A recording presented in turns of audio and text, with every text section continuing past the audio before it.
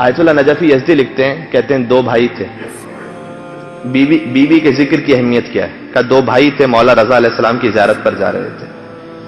مولا کی زیارت پر پہنچے، ایک بھائی کا راستے میں انتقال ہو گیا.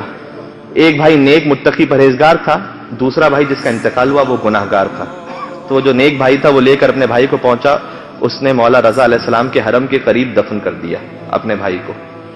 اور سوچنے لگا کہ میرا بھائی تو ویسے بہت گناہ گار تھا، اس نے بہت گناہ کیے تھے، نہیں معلوم اس وقت جنت میں ہوگا یا جہنم میں ہوگا، کس مقام پر ہوگا. تو مولا رضا سے دعا کرتا ہے کہ مولا مجھے عالم خواب میں دکھائیے میرا بھائی کس عالم میں دیکھنا چاہتا ہوں. مولا نے دعا قبول کی. آیت اللہ نجفی یزدی اپنی کتاب مناقب اہل بیت میں لکھتے ہیں، مولا نے دعا قبول کی، دیکھا بھائی ہے اور جنت میں بہترین مقام پر ہے، بہت اچھے مقام پر ہے. تو اس نے سوال کیا کہ اے شخص، تجھے تو اے میرے بھائی تجھے یہاں نہیں ہونا چاہیے تھا، تو بڑا گناہ گار تھا، تو یہاں کیسے پہنچا؟ کہا میں واقعاً بہت گناہ گار تھا، جیسے ہی میرا انتقال ہوا تو آگ نے مجھے چاروں طرف سے گھیر لیا تھا. دیکھیں اب میں موضوع سے ربط دے دوں. میں نے مجلس میں عرض کیا نا، کچھ ہیں جو محب فاطمہ زہرا ہیں، شیعہ نہیں ہے، لیکن گناہ گار ہیں، دل میں محبت بھی ہے تو محب ہیں. تو کہا میں محب تھا، شیعہ نہیں تھا. جیسے میرا انتقال ہوا آگ نے مجھے چاروں طرف سے گھیر لیا تھا، جل رہا تھا میں آگ میں.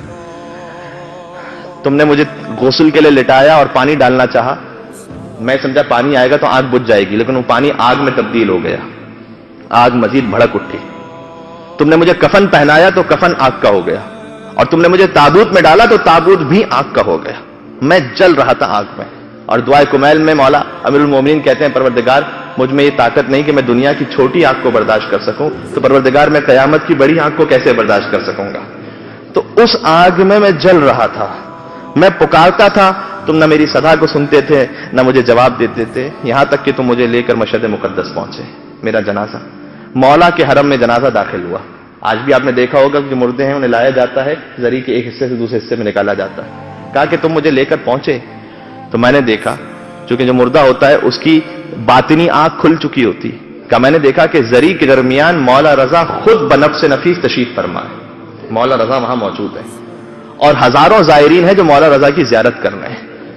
اور ایک بزرگ ہستی ہیں جو مولا کی زیارت پر تشریف لائی ہوئی ہیں، ان کا خاص احترام ملائکہ کر رہے ہیں.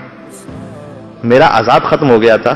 اس بزرگ نے مجھے دیکھ کر کہا کہ یہ جو عذاب ختم ہوا ہے یہ فقط مولا کے احترام میں ختم ہوا ہے، یہاں سے تو باہر نکلے گا تیرا عذاب پھر شروع ہو جائے گا، تیرے بھی گناہ بخشے نہیں گئے.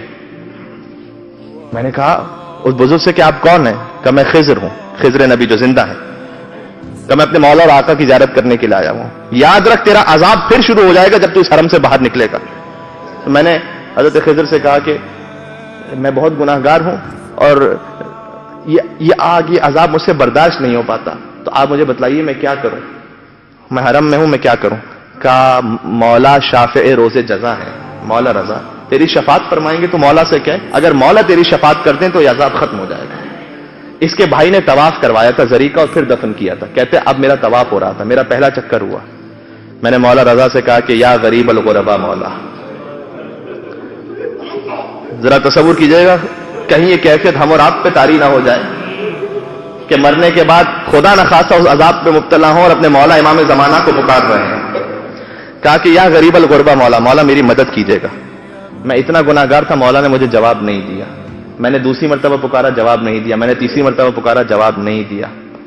ایک مرتبہ میرا طواف ختم ہونے والا تھا اور تم مجھے اپنے بھائی سے کہہ رہا تم مجھے باہر لے جا رہے تھے کہ میں نے اس بزرگ سے کہا کہ میں مولا کو پکارتا ہوں، مولا مجھے جواب نہیں دیتے، میں کیا کروں.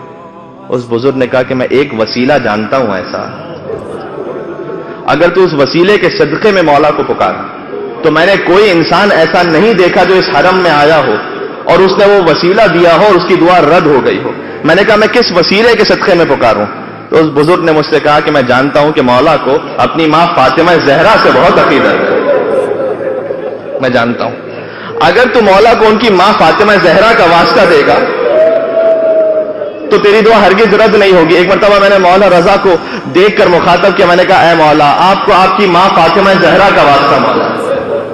بس مولا نے اپنی نگاہوں کو بلند کیا، مجھے دیکھا. میں نے دیکھا کہ مولا کی آنکھوں سے آنسو جاری تھے اور مجھے دیکھ کر کہا اے شخص تو اس قابل نہیں تھا کہ میں تیری شفاعت کرتا ہوں، لیکن میں کیا کروں، تو نے میری ماں کا نام بس فرش ادا پر موجود ہے، میں ایک جملہ کہہ کے مسائل اختتام کو پہنچا رہا ہوں، آپ نے گریہ پہلے ہی کیا ہے،